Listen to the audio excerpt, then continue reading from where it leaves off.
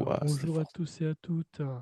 C'est Nicolas des Talents des Hauts-de-France. Donc aujourd'hui on se retrouve pour une nouvelle émission, un nouveau podcast.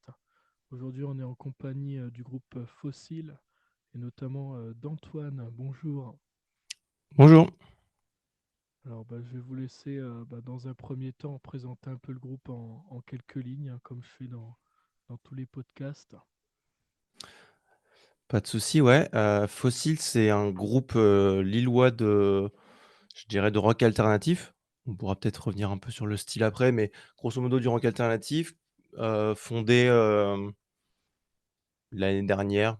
Enfin, ça a à peu près 1 an, 2 ans, ça dépend, en gros, on est 3 actuellement et sous cette forme-là, ça fait à peu près 1 an qu'on répète. On a fait notre premier concert il y a 2 mois, donc c'est vraiment tout frais, quoi. Donc ouais, je dirais que le groupe existe depuis 1 an, quoi.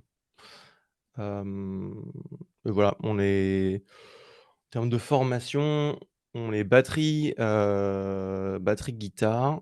Moi, je fais guitare-chant et voilà. Très bien. Alors quelles sont vos influences musicales? Hem, Ça va être beaucoup, il y a vraiment quelques noms qui reviennent pour faire simple. Moi, je suis super influencé par exemple, des groupes comme A Perfect Circle ou Tool. Un peu cette scène-là, de Los Angeles, hein, de groupes américains, quoi. Toute cette partie-là, il y a aussi Puscifer dans le même lot, quoi. Ça a été vraiment, j'ai quand j'étais ado, enfin, j'ai écouté vraiment beaucoup de ça, donc ça transparaît beaucoup dans la composition et il y a aussi une partie un peu peut-être des influences un peu plus progressives, enfin moderne progressive, notamment tout ce qui est un peu Porcupine Tree en Angleterre, des groupes comme ça, s de façon un peu indirecte, Radiohead, qui est, sur le côté un peu électronique et tout ça. Ça, c'est un peu pour les grands noms. Après sur une échelle plus personnelle, moi, j'ai été pas mal influencé par des groupes dans lesquels j'ai été, en fait, par des expériences personnelles. En fait, j'ai habité pas mal de temps en Angleterre, où j'ai eu 2 groupes et j'ai fait un groupe où on faisait beaucoup de riffs, c'était vraiment des gros riffs de guitare, du rock alternatif qui tirait un peu vers le métal et dans un deuxième temps, j'ai rejoint la guitare un groupe qui était beaucoup plus électronique, où il y avait, en fait, un chanteur qui faisait beaucoup de synthé, de clavier, qui était hyper bon, un groupe qui s'appelle Poisonous Bird, où le gars faisait beaucoup de synthé, avec, beaucoup de talent en fait et voir ça, être un peu, aux premières loges de ce truc-là, ça m'a beaucoup inspiré donc plus que les grands noms que je viens de citer, je pense que mes 2 influx, c'est un peu ces 2 groupes-là dans lesquels j'ai été, quoi. Le côté très rock, riff de guitare qui arrive de temps en temps et la partie plus électronique avec beaucoup de couches de synthé, de clavier voilà, que je rajoute dedans. D'accord. Alors, est-ce que vous pouvez justement nous présenter un peu votre projet actuel? Il y a un EP, un album en Ouais. préparation? En fait, on sort un EP, le 1er mai de 4 titres qui est, voilà, notre premier EP. On a 2 singles qui sont d'ores et déjà, sortis sur toutes les plateformes, hem, qui sont tirés de cet EP donc et on sort le reste, ouais, le 1er mai. On a aussi un concert, le jeudi 16 mai à Lille, à la Griffe voilà, pour faire un peu la fête et lancer l'EP, quoi.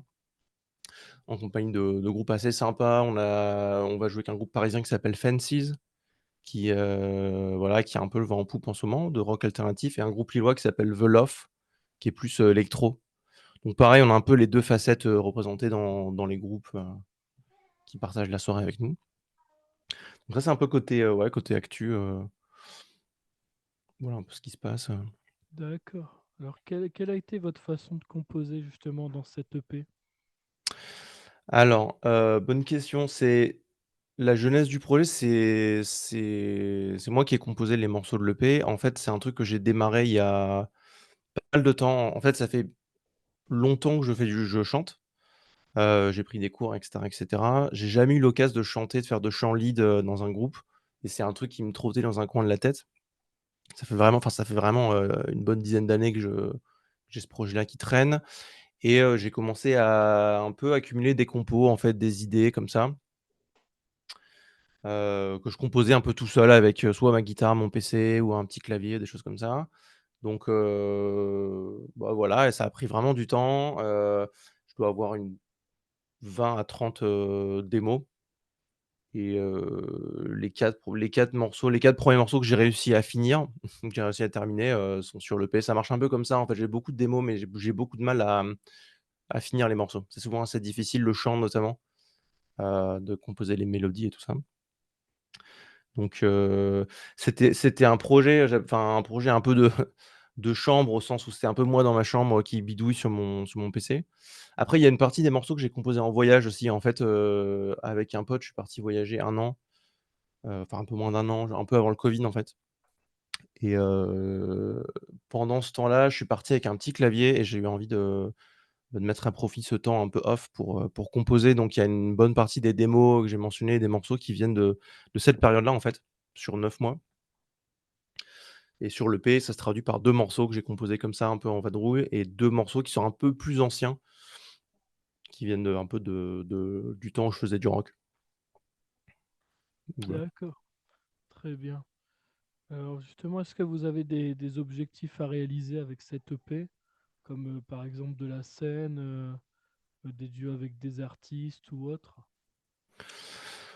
Ouais, les objectifs sont assez, franchement, c'est assez humble dans le sens où, comme on est vraiment, vraiment tout nouveau, tout jeune, et on n'a pas, une énorme force de frappe, marketing. Enfin, c'est un projet qui est encore, embryonnaire, et c'est du fait maison, quoi.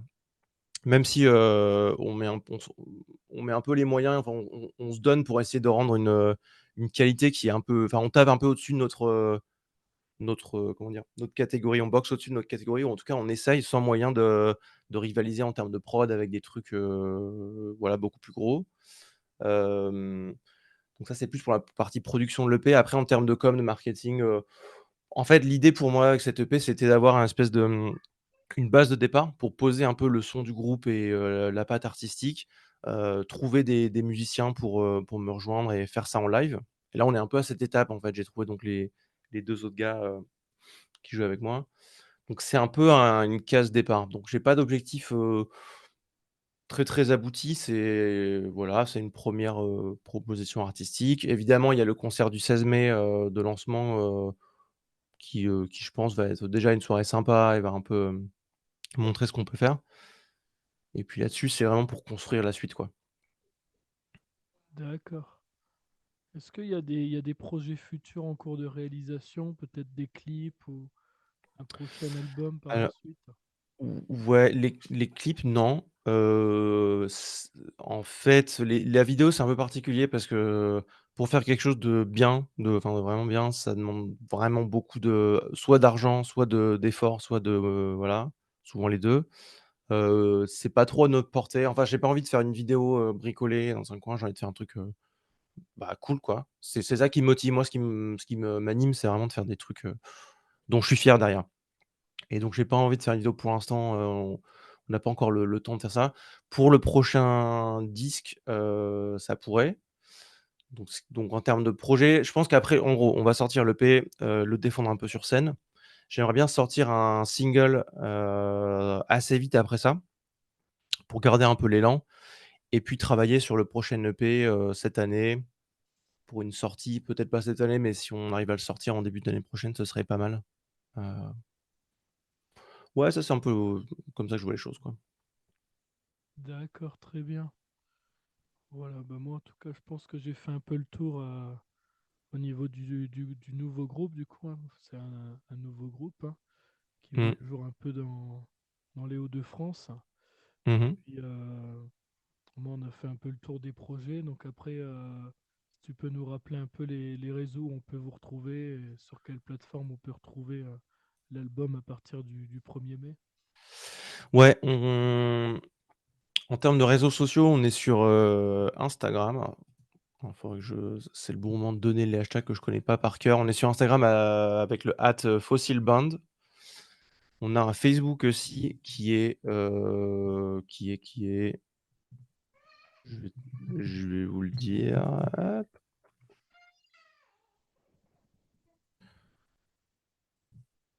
c'est là qu'on voit que je suis pas un marketing. Hem, check.